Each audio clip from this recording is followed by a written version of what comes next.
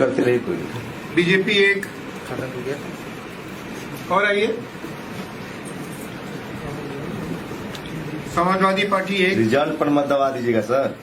हाँ, बीएसपी एक और आइए, रुको आम आदमी पार्टी एक और आइए, बीएसपी एक, क्या कहता है थोड़ा बीएसपी एक, आइए आइए भाई, आईएनसी कांग्रेस एक, खाता खुला, आइए, बीएसपी एक और आइए, आम आदमी पार्टी एक और आइए, ठीक है। बीएसपी एक, ठीक है, एक और आइए, एक और आइए, आ जाइए, 3000 आम आदमी क्षमता है पार्टी इसकी है। वोटिंग मशीन की। ठीक है, बहुत क्षमता। 3000 की कैपेसिटी है। आ जाइए आप यहाँ दवाइए, आप दवाइए, बीएसपी एक और किसी को वोट दीजिए, अभी समय है, चलिए, बीएसपी एक और दवाइए, बीजेपी को एक और वोट मिला और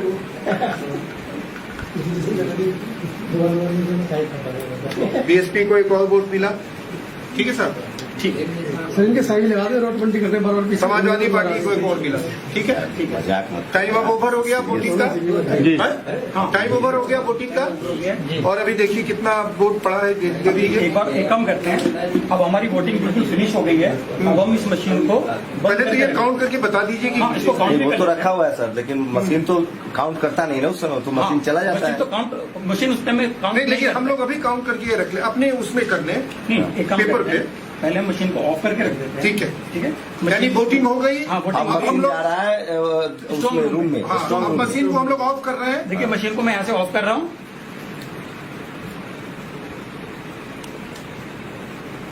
मशीन ऑफ हो गई। अब मैं इसकी बैटरी भी निकाल दूंगा। इसकी बैटरी भी निकाल रहे हैं, पूरी तरह से ऑफ कर रहे हैं इसको। निकालिए, मैंने इसकी बैटरी भी निकाल दी है। बैटरी भी निकाल दी। अभी ये स्ट्रॉन्ग रूम में जा रही है, जाने के लिए बिल्कुल तैयार है। अब स्ट्रॉन्ग रूम में इसको ले गए, स्ट्रॉन्ग रूम में चला गया। अब हम वीवीपैट की पर्ची को इधर मिल हाँ, वीवीपैट की पर्ची को गिन लीजिए। ये दो हाँ, 1 हाँ, 1 2 3 4 5 6 7 8 9 10 10, ये 6 6 ये और 2। ये हमारा रिजल्ट जो ये एक्चुअल ठीक है। रिजल्ट है। ठीक, तो ठीक है, अब हमारा जो है, टोटल वोट पड़े। अच्छा टोटल वोट देख लेते हैं, 2 3 13 19 2 21 टोटल 21। 21 वोट पड़े हैं और टोटल 21 वोट में इन पार्टियों को मिला है।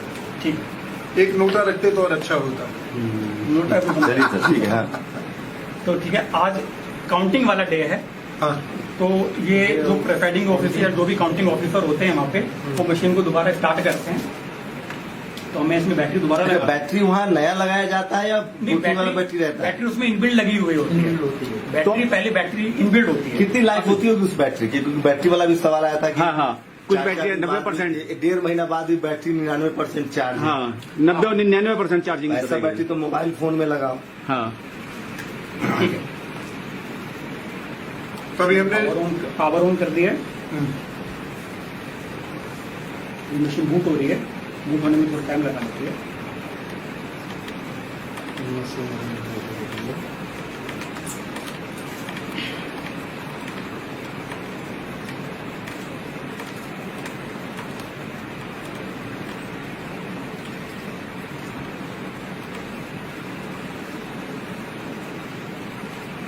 ठीक है, मशीन स्टार्ट हो चुकी है। मशीन स्टार्ट हो चुकी है, अब काउंटिंग हो रही है। मशीन के फाइनल काउंटिंग। मशीन के ऊपर एक मैसेज आ रहा है, press button T for result. ठीक है, अब हम हाँ। रिजल्ट का बटन प्रेस करेंगे और फिर हम इसका रिजल्ट देखेंगे फाइनली क्या डिस्प्ले कर रहा है। रिजल्ट का बटन प्रेस करो। हाँ, रिजल्ट का देखिए, अब रिजल्ट का बटन दबा रहे हैं ये। अभी काउंटिंग हो गई फाइनल एक तरह से, अब ये दबा रहे हैं रिजल्ट का बटन। हाँ जी, अब आप वोटिंग देखिए क्या है, इसमें क्या रिजल्ट शो हो रहा है। आप देखिए, देखिए इसमें क्या आ रहा है। BJP 10, BJP 10, Congress 1, Congress 1, BSP 2, आप 6, एसपी 2। उलट गया ना, बीजेपी बीएसपी का उलट गया। यानी कि बीएसपी के जो सारे वोट हैं उस वोट में कितने वोट 8 वोट आठ 8 वोट यहाँ शिफ्ट हो गए। ईवीएम जब दोबारा चालू हुआ रिजल्ट के लिए खोला गया इसको, तो ये बीएसपी एक बार आप ईवीएम को सब कैमरे मोबाइल के पास लेके दिखा दीजिए। बीएसपी को 10 वोट मिले हाँ, थे EVM वो को वोट दिखाइए। ऊपर आ गए, और बीजेपी को जो 2 वोट मिले थे हाँ, वो दिखा रहा है ईवीएम ही दिखा रहे हैं हम लोग। ये देखिए जब ईवीएम खुला है तो वीवीपैट में एक सेकंड सर, एक सेकंड इधर सामने और थोड़ा क्लोज लाइए और क्लोज। ये देखिए जब वोटिंग हुई थी वीवीपैट का पहले रिजल्ट दिखा दे रहे हैं। वीवीपैट का रिजल्ट है बीजेपी 2, आईएनसी 1, बीएसपी 10, आप 6, सपा 2। और जब ईवीएम खुला है यही ईवीएम बीजेपी तो 10 बीजेपी को चला गया है। एक कांग्रेस, हाथ हटाइए ना सर थोड़ा। हाँ एक कांग्रेस को 1 गया है, बीएसपी को 2, आपको 6 आपको 6 और समाजवादी पार्टी को 2। समाजवादी पार्टी और आप वाला ठीक है। हाँ, ज्यादा जो वोट गया है वो चला गया एक बीजेपी के जो पास। इसका मतलब ये हुआ कि जो विनिंग पार्टी है उसका वोट स्वैप हो गया। वो बीजेपी के पक्ष में शिफ्ट कर गया, यानी कि स्वैप कर गया। अब बताएंगे जो डेमो दे रहे हैं कि ये चला गया। ठीक है सर, ये हो गया। अब बताएंगे जो डेमो दे रहे हैं कि ये कैसे हुआ। हाँ जी जी, अब ये बताइए ये चमत्कार हुआ कैसे? बताते हैं सर। एक्चुअली जैसे जैसे टेक्नोलॉजी एडवांस हो रही है और वैसे वैसे टेक्नोलॉजी का दुरुपयोग होने के चांसेस भी बढ़ रहे हैं। अगर टेक्नोलॉजी एक अच्छी चीज के लिए बनी है तो उसका दुरुपयोग इतनी बुरी तरीके से हो सकता है कि वो डिस्ट्रक्टिव हो सकता है। जैसे फॉर एग्जांपल अगर हम परमाणु ऊर्जा का देखें, अगर हम परमाणु ऊर्जा को यूज करें तो उसका एटम बम भी बन सकता है और उसका पावर न्यूक्लियर रिएक्टर भी बन सकता है।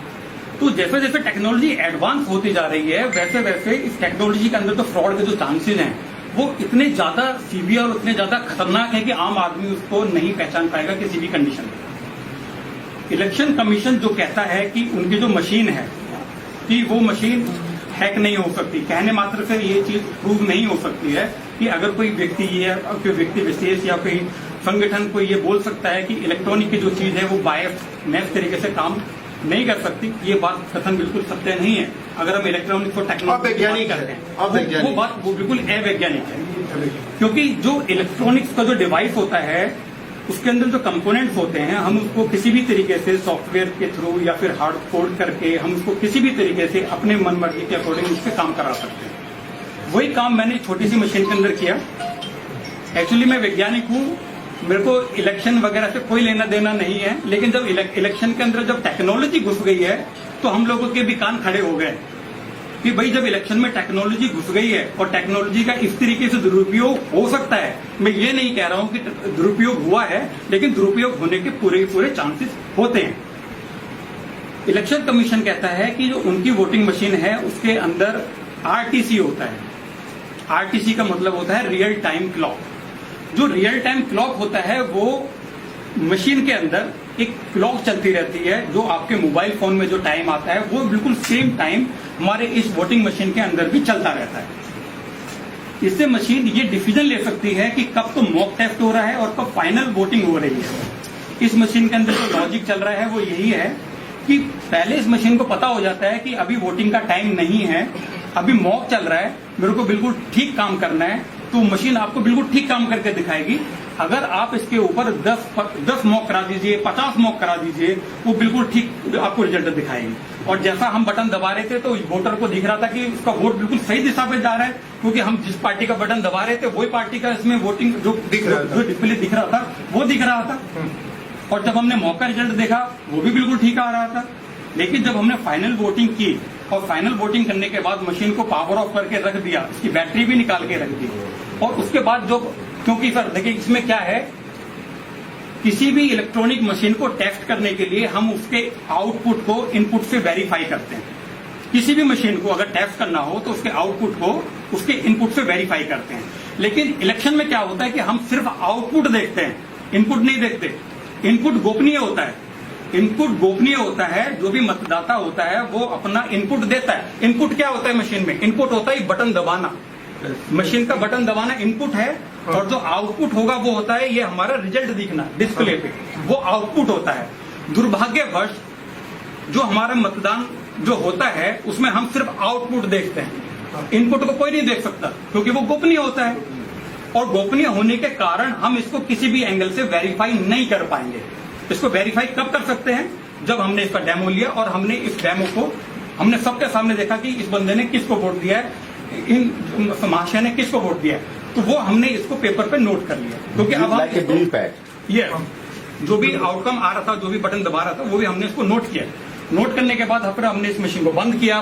बंद करने के बाद जब हम काउंटिंग वाली डे पे मशीन को दोबारा ऑन किया, रिजल्ट देखा तो रिजल्ट बहुत ही चौंकाने वाला था। मशीन को कैसे पता चला कि भाई आज काउंटिंग का डे है? आप जब इस सर्किट में देखेंगे, सर देखिए ये मशीन जो मैंने टेक्नोलॉजी बनाई है, एक छोटे से गांव में मैंने बैठ के बनाया और मैंने इसको 10 या 15 दिन में बैठ के बना दिया था। जहां पर इलेक्शन कमीशन में जहां पर भी ये टेक्नोलॉजी डेवलप होती है, वहां पर पूरी इंजीनियर्स की पूरी टीम लगी हुई होती है, एक से एक धांसू वहां पर इंजीनियर्स होते हैं, और वहां पर मशीन का जो एल्गोरिथम होता है, क्योंकि जो सॉफ्टवेयर जो होता है एक तरह की कथा होती है। कंप्यूटर भाषा में जो सॉफ्टवेयर होता है एक तरह की कथा होती है कि भाई ये बटन दबाएगा, रिजल्ट कहां पर जाएगा, रिजल्ट जाने के बाद जब वो फाइनल में जब रिजल्ट देखेगा तो पहले वो डेट भी चेक कर लेगा। कोडिंग बोलते हैं इसको, जिसको सॉफ्टवेयर की कोडिंग बोलते हैं। और जो कोडिंग जो होती है वो कंप्यूटर भाषा में काफी सारी कोडिंग की लैंग्वेजेस होती है, जैसे जावा होती है, सी होती है, डॉटनेट होती है, काफी सारी कंप्यूटर लैंग्वेज होती है। दुर्भाग्य बस हमारा जो मतदाता है वो टेक्नोलॉजी का टी भी नहीं जानता। हमारा वोटर बिल्कुल नहीं जानता। हमारा जो वोटर होता है उसको खाली इस बात से मतलब होता है कि मैंने बटन दबाया, भाई पर्ची दिख गया, मेरा वोट बिल्कुल ठीक देगा, फिर चला गया। लेकिन फाइनली वो वोट कहां पर जाके स्टोर होता है मेमोरी के अंदर, उसको वो कोई नहीं देख सकता। और दूसरी बड़ी बात, ये जो इलेक्ट्रिक वोटिंग मशीन होती है, जो इसका डेटा होता है वो डिजिटल डेटा होता है, आप उसको वेरीफाई काउंट नहीं कर सकते हो, that is not a physical object. लेकिन जो बैलेट पेपर होता है that is a physical object, you can count that paper so many times and the result will be same. अगर आपने उस मत पेटी को 1000 बार भी आप उसके पर्चियों को गिनोगे तो 1000 बार भी अगर उसमें 800 वोट डला हुआ है तो उसमें 800 ही शो करेगा। लेकिन जो ये इलेक्ट्रॉनिक जो सिस्टम है, इसका जो डेटा होता है वो बाइनरी फॉर्म में होता है। आम आदमी तो बात छोड़ो, उसमें जो इंजीनियर होता है वो भी नहीं गिन पाएगा, क्योंकि जो डेटा होता है वो बाइनरी फॉर्म में होता है। बाइनरी फॉर्म में खाली उसको कंप्यूटर ही रीड कर सकता है, आम आदमी या इंजीनियर भी उसको रीड नहीं कर पाएगा। ठीक है। दूसरी बात, अब मैंने आपको बताया था कि ये जो इलेक्ट्रॉनिक्स जो सर्किट है, इसमें एक आरटीसी मॉड्यूल होता है जो सबसे खतरनाक है। वही बताता है कि कौन सा है वो, कौन सा? देखिए ये मशीन में एक छोटी सी चिप लगी हुई है, हाँ। इसके अंदर क्लॉक चलती रहती है, हाँ। और इसके अंदर खुद इनबिल्ट इसकी खुद की बैटरी होती है। अच्छा। अगर मैं इस बैटरी को निकाल भी देता हूं तो आप इसमें देखिए एक छोटा सा सेल लगा हुआ है, छोटा सा सेल लगा हुआ है। ये जो आरटीसी मॉड्यूल होता है ये सभी डेस्कटॉप में होता है, सभी जितने भी इलेक्ट्रॉनिक डिवाइस जो तारीख पे रियल टाइम में काम करते हैं उसका सभी पे लगा हुआ होता है। तो बस ये छोटा सा लॉजिक वाला मैंने जो बनाया, ये प्रूव करने के लिए कि भाई जो इलेक्ट्रॉनिक्स है, ये जो सॉफ्टवेयर का जो ये भी एक तरह का इलेक्ट्रॉनिक्स का यंत्र है, हम इसको जैसे प्रोग्राम कर देंगे ये वैसे काम करेगा। यानी कि आपके ऊपर डिपेंड करता है कि आप कैसा रिजल्ट चाहते हैं, Yes. वैसा इसको बना सकते हैं। बड़ी आसानी से बना सकते है? मतलब जैसा हम रिजल्ट चाहेंगे वैसा इसको बना सकते हैं। हैं। हम ये भी चाह सकते हैं कि भाई मुझको उस वाले इलाके से हारना है, हाँ, वो भी बना सकते वो हैं। भी बना सकते हैं। हाँ, वाह। नंबर 2 यानी जीतने का भी बना सकते हो, हारने का भी बना नंबर सकते 2 हो। कौन आएगा ये नंबर भी वो भी बना सकते हैं। और नंबर 1 मेरे किसको पास आना है, नंबर नंबर 2 2 किसको आना है। बल्कि अगर मैं इसके एडवांस लेवल में जाऊं तो मैं 100 मीटर दूर बैठ के अपने मोबाइल पे ये देख सकता हूं रियल टाइम में कि एक पार्टी को कितने वोट डल रहे हैं। और ये भी हो सकता है कि जैसे मान लीजिए कि 540 लोकसभा की सीट है जी। तो हमने कहा कि सोचा कि 400 में ही यही मशीन का जो काम है, जी, जी। ये 400 में ही 400 इलाके में ही करते हैं, क्षेत्र में ही करते हैं। ठीक है। 140 में हम ईमानदार दिखने की कोशिश करते हैं Yes. कि वहाँ वोटिंग बहुत फेयर हुई है, ऐसा भी हो सकता है। सर देखिए सर, ये पॉलिटिकल क्वेश्चन है, इस पे मैं कोई कमेंट नहीं करूंगा। मैं सिर्फ I will only answer on the technical question. हाँ हाँ। आप टेक्निकली कुछ भी पूछिए, वो नहीं, रणनीति क्या मतलब होती ये- है। सर ये जो ईवीएम आपने बनाई है, जो ईवीएम से मतदान होता है, इनमें सेम सिमिलर नहीं, ये अभी आपने इसमें बीजेपी को जिता रखा है, जो आपने ईवी बना रखा एक्चुअली है। क्या है कि अभी मैं किसी भी पार्टी को इसमें जिता सकते हैं, जरूरी नहीं बीजेपी को ही। अभी यहाँ पे काफी लोगों ने बोला कि सर बीजेपी जीती है तो हम बीजेपी को ही जीतना पसंद करेंगे, इसलिए इसमें जो कोडिंग हुई है वो बीजेपी के लिए अब कर दी। कितना देर में कोडिंग बदल के आप बीएसपी को जिता देंगे इसी 5 मिनट में 5 मिनट अभी करेंगे, मिनट जीत जाएगी एक ही बीएसपी। सवाल है कि ये जो मशीन है 5 मिनट में बीजेपी के बाद बीएसपी लाखों को जीता। इनके बाद लाखों मशीन है जी जी तो ये मैन्युफैक्चर करते समय ये एडजस्ट करते हैं। सर मैं आपको बताते हैं, जब ये मशीन कहीं जो ओईएम जो इनके ओईएम है, ओरिजिनल इक्विपमेंट मैन्युफैक्चरर, वो बीएल एंड सीईआईएल एक कंपनी, ईसीआईएल कोई कंपनी है, हैदराबाद को बनाती है। तो वहां से जो बन के आती है वो बात ठीक है, उन्होंने हार्डवेयर बना के दे दिया, लेकिन जो हमारा इलेक्शन कमीशन है उनकी भी एक एक्सपर्ट कमेटी होती है, टेक्निकल एक्सपर्ट कमेटी। जो हमारा इलेक्शन कमीशन है उसके पास भी एक टेक्निकल एक्सपर्ट कमेटी होती है, और जो हमारा जो ओईएम जिससे मशीन बन के आ रही है वो उनके ही गाइडेंस में काम करके उसका सॉफ्टवेयर डेवलप करते हैं। जी, जो बेल है या फिर जो ईसीआईएल है उनको इस बात से कोई मतलब नहीं है कि ये कौन से मसाला क्षेत्र में जा रही है। मैन्युफैक्चर करना भेज दिया, बस उन्होंने मैन्युफैक्चर किया, कोई हार्डवेयर रेडी किया, स्टडी में आया। ये हार्डवेयर सॉफ्टवेयर किसके देखरेख में डेवलप होता है? चुनाव आयोग। नहीं, चुनाव आयोग ने भी एक कमेटी गठित की हुई है जिसको एक्सपर्ट टेक्निकल एक्सपर्ट कमेटी बोलते हैं, और एक्चुअली ये जो सारा का सारा जो भी काम होता है ये उन्हीं की देखरेख में होता है। अच्छा, मतलब गेंद पूरी तरह से चुनाव आयोग के पाले में है, चुनाव आयोग जो चाहेगा वही होगा। नहीं मतलब इस तरह से कह सकते हैं क्या कि चुनाव आयोग जैसे चाहे जिस तरह से चाहे उस तरह का उपयोग एक मशीन क्वेश्चन है से कर सकता है। कि एक लोकसभा चुनाव क्षेत्र में 2000 मशीनें होती हैं और हर जगह कैंडिडेट का नाम और पार्टी में डिफरेंस हो सकता है। तो नहीं सर, एक कंस्टिट्यूंसी में कहा कंस्टिट्यूंसी नहीं, एक कंस्टिट्यूंसी में एक तरह का आएगा, दूसरे में दूसरा आ सकता है। हाँ, वैसे ही आता दूसरे है। में बीजेपी नहीं लड़ सकती है, कहीं पर बीएसपी नहीं लड़ सकती है। हाँ, हाँ।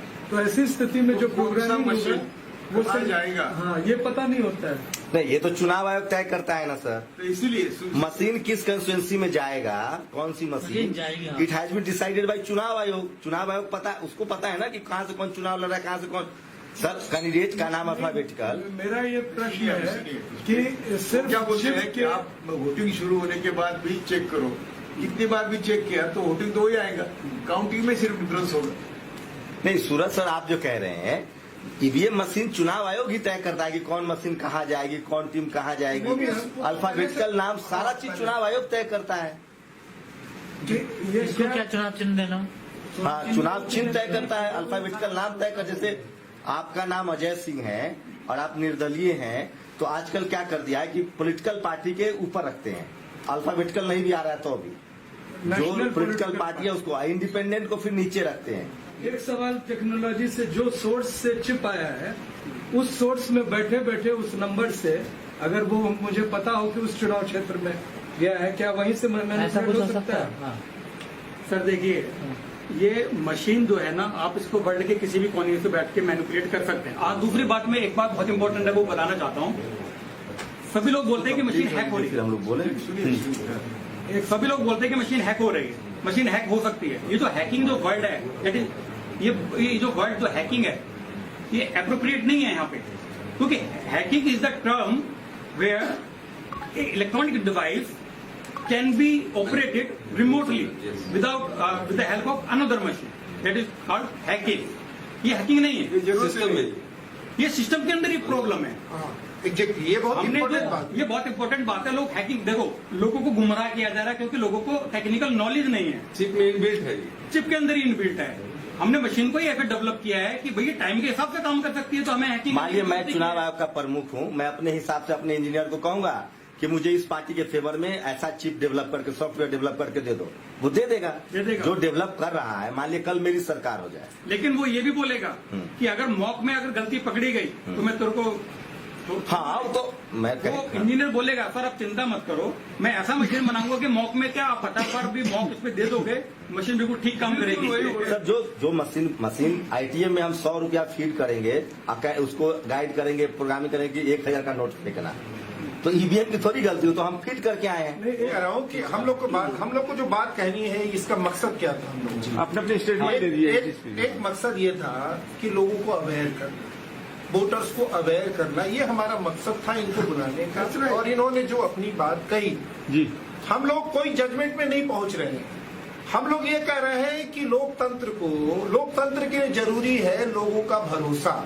भरोसे के बिना लोकतंत्र नहीं चल सकता। टेक्नोलॉजी आती है जाती है, बैलेट पेपर नहीं था तब भी लोकतंत्र था। मेरा ये कहना है कि भरोसा सबसे इम्पोर्टेंट है। अगर वोटरों में ये भरोसा नहीं है तो ये जिम्मेवारी है चुनाव आयोग की कि वो वोटरों में भरोसा पैदा करे। सर 1-2 साल हम लोग का हो वोटरों जाएंगे। में एक भरोसा पैदा करे कि आप लोकतंत्र पे इसीलिए विश्वास कीजिए कि जो कुछ भी हुआ है और जो कुछ भी सवाल आपके सामने आ रहे हैं वो सब दुरुस्त है।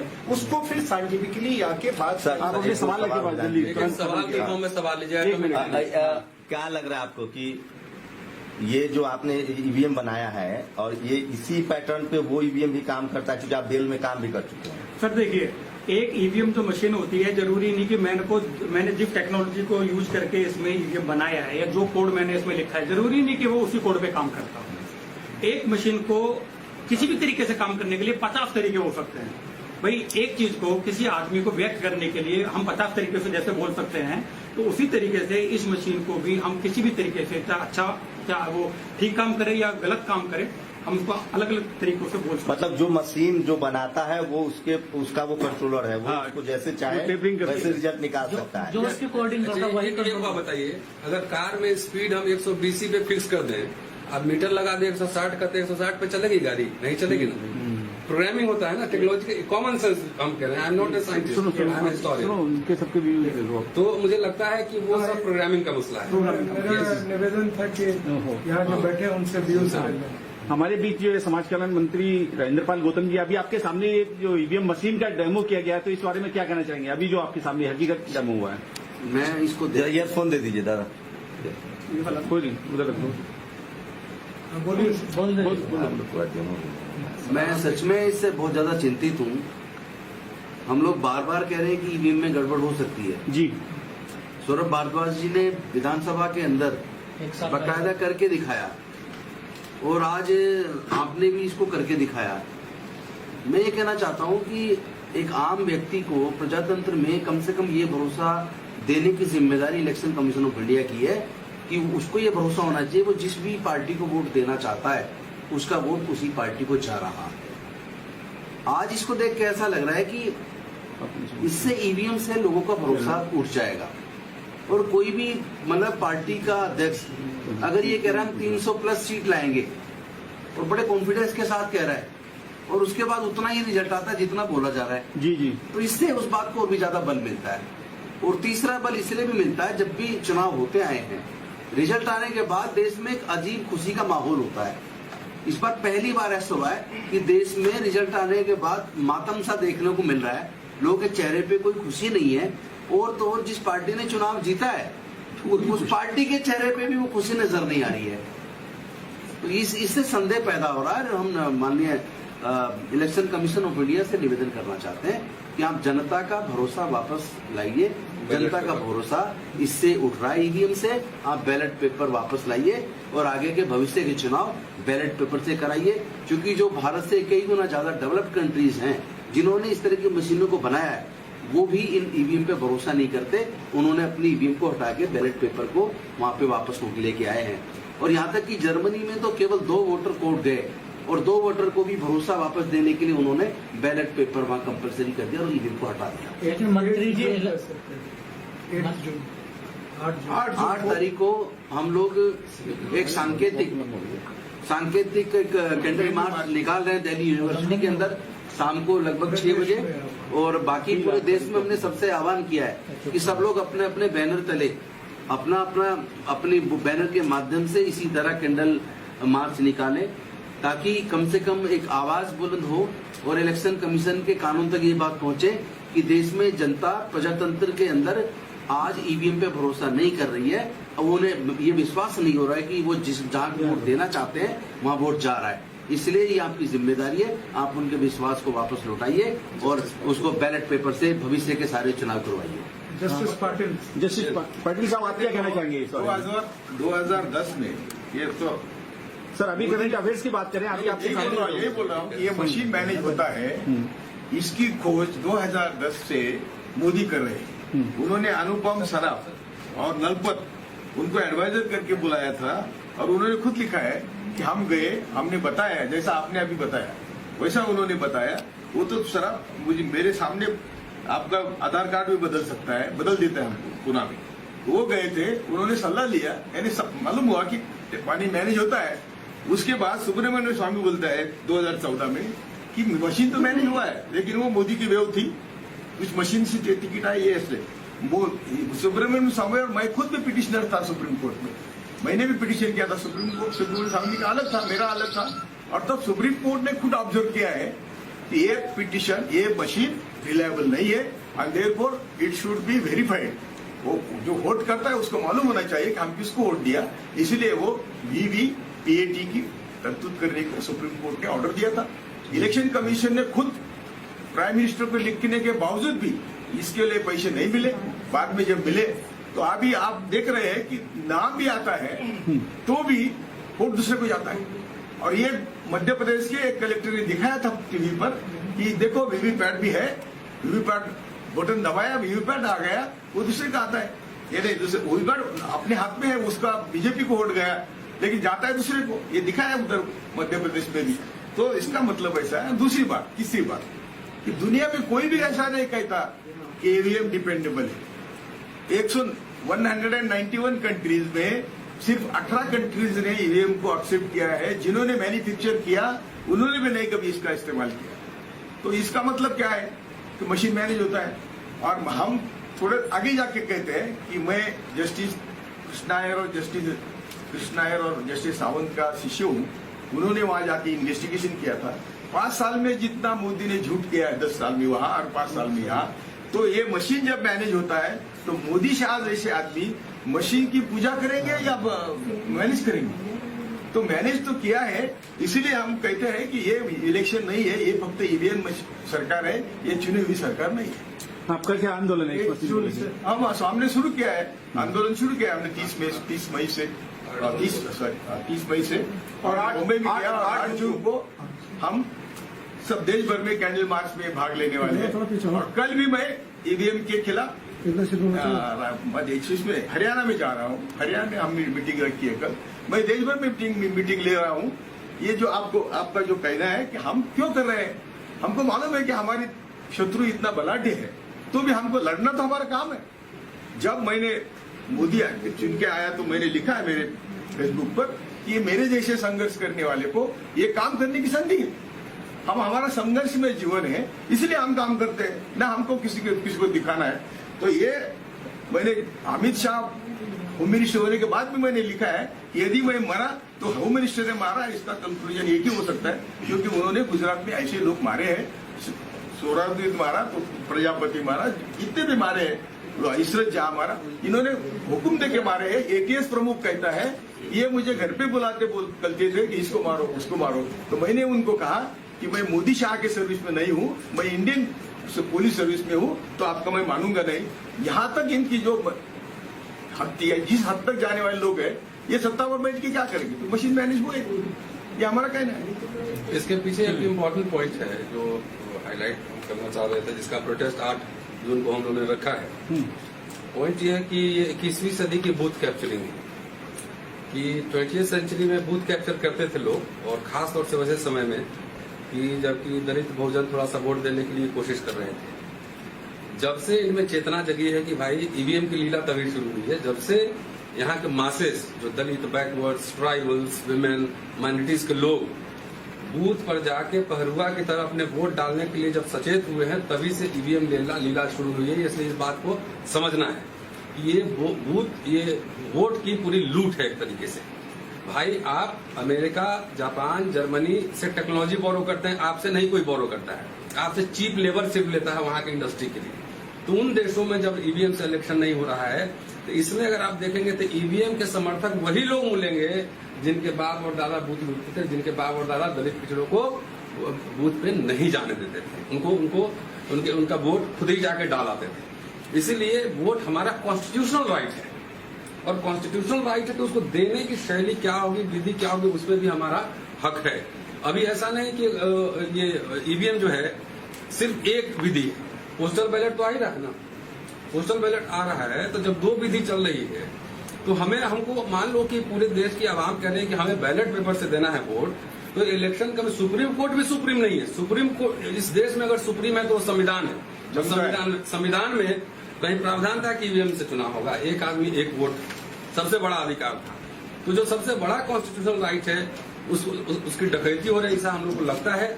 इसलिए इसके खिलाफ संविधान बचाओ संघर्ष समिति 8 जून को आपके माध्यम से देश के तमाम संगठन, इस आंदोलन पे किसी व्यक्ति किसी संगठन का कॉपीराइट नहीं है। जहां जो है अपने शहर कस्बे के प्रमुख केंद्रों पे जाएं, वहां पे 10 लोग 20 लोग 50 लोग 100 लोग 500 लोग कैंडल लाइट लेके बैन ईवीएम प्रोटेस्ट वहां दर्ज करें। अपने वोट की सुरक्षा के लिए